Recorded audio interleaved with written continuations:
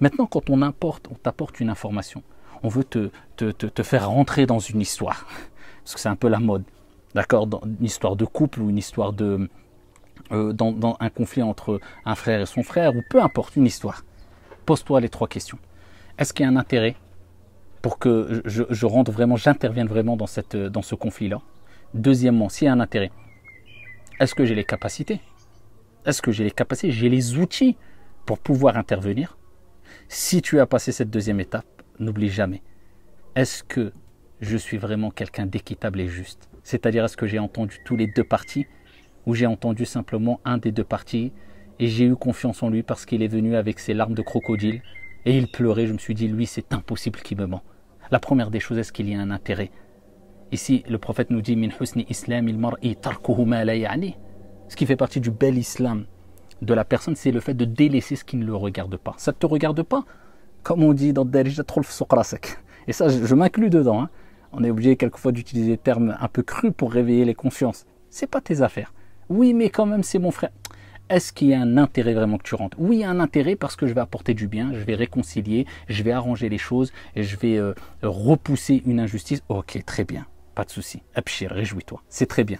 Tu fais partie des gens, Inch'Allah, qui vont réconcilier. Par contre, deuxième chose, est-ce que tu as les outils? Est-ce que tu as les capacités?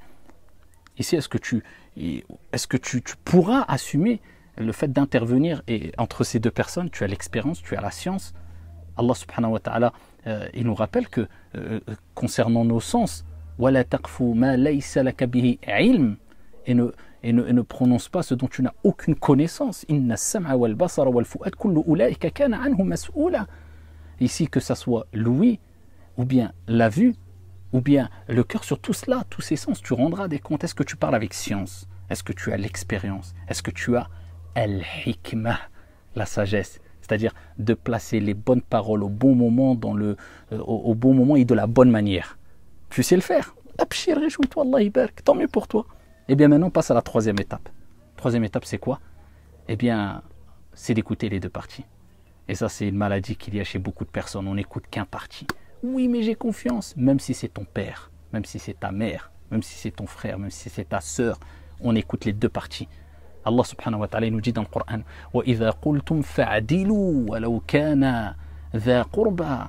Et quand vous parlez, soyez équitable, juste, même s'il s'agit d'un de vos parents. C'est ça la justice et l'équité.